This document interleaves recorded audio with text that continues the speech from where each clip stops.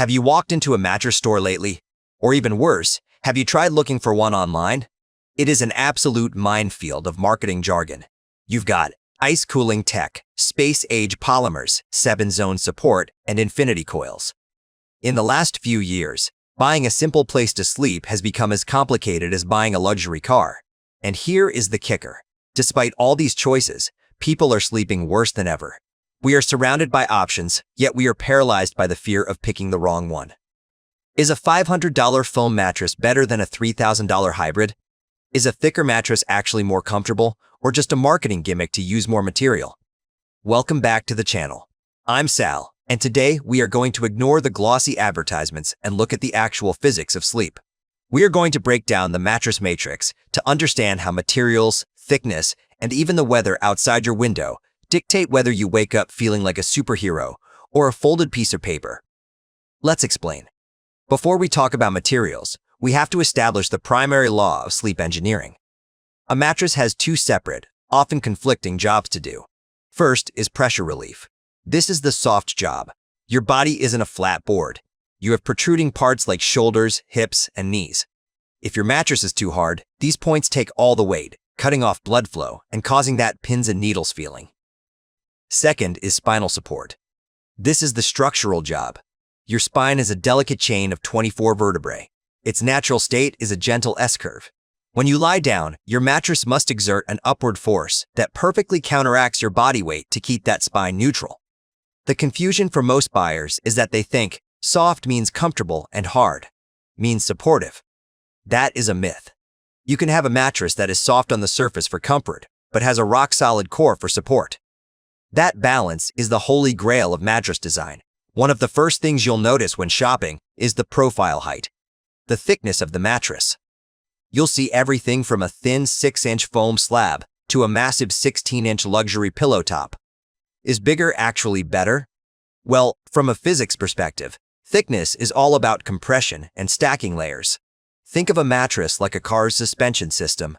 A thin mattress is like a car with very short springs. It hits the bottom very quickly. If you are a heavier individual, a thin mattress will bottom out, meaning your heavy points will sink right through the comfort layers and hit the hard support base. This is a recipe for back pain. A thicker mattress allows for graduated compression. Usually, the top 2 inches are for immediate softness. The next 2 inches are a transition layer that slows down your body's descent. Finally, the bottom 6 to 8 inches provide the deep structural support. The rule of thumb: if you weigh less than 60 kilograms, an 8-inch mattress is plenty. But as your body mass increases, you need more vertical runway for the materials to do their job. For most adults, the sweet spot for durability and comfort is between 10 and 12 inches. Anything over 14 inches is often just aesthetic fluff or extra padding that might actually make it harder to change your bed sheets. This is the factor most buyers completely forget until it's 3 in the morning and they are covered in sweat. Your mattress is a giant thermal insulator. It is designed to trap heat, which is great in a cold climate, but a nightmare if you live somewhere warm or humid. Every material handles thermal energy differently. Traditional memory foam or viscoelastic polyurethane is a dense, closed cell structure. It works by absorbing your body heat to soften up. The problem? That heat has nowhere to go. It gets trapped against your skin. If you live in a tropical or humid environment, you need to look at the convection properties of the mattress.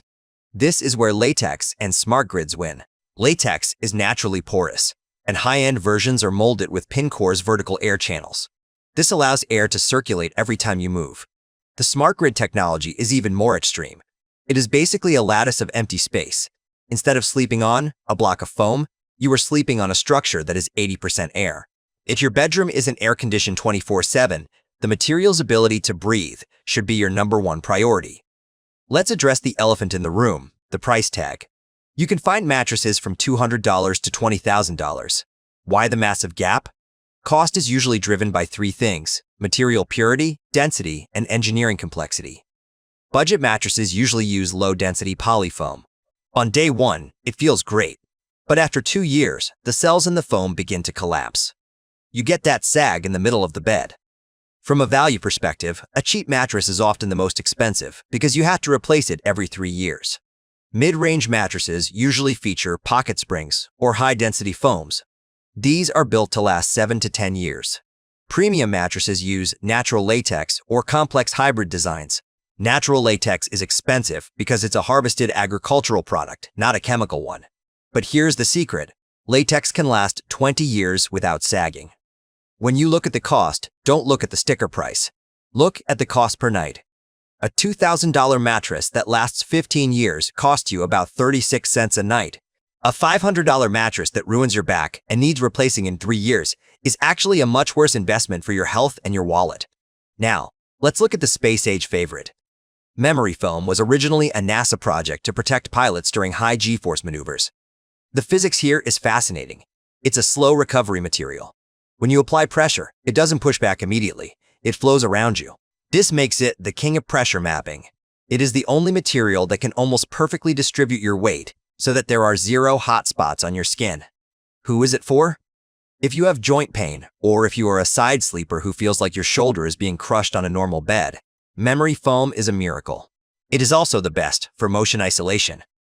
If your partner is a restless leg sleeper, memory foam will absorb their movement so you never feel a ripple. If memory foam is a hug, latex is a lift. Latex is highly elastic. In physics terms, it has a high coefficient of restitution. It wants to return to its original shape the microsecond you move. This creates a buoyant feeling. You don't sink into the mattress, you sleep on top of it. Who is it for? If you feel trapped or stuck in memory foam, you will love latex. It's also the best choice for anyone looking for an eco-friendly option, as it is biodegradable and chemical-free. Because it's so durable, it's also the best choice for heavier individuals who need a material that won't give up under pressure. In the last few years, we've seen the rise of the hyperelastic polymer grid. This is essentially a giant waffle made of a gel-like material. This is a non-Newtonian approach to sleep. The walls of the grid are engineered to stay firm under light loads, but buckle under heavy loads. This solves the support versus comfort paradox. Your back, which needs firm support, rests on the upright walls. Your shoulders, which need soft comfort, cause the walls to buckle and fold, giving you instant pressure relief.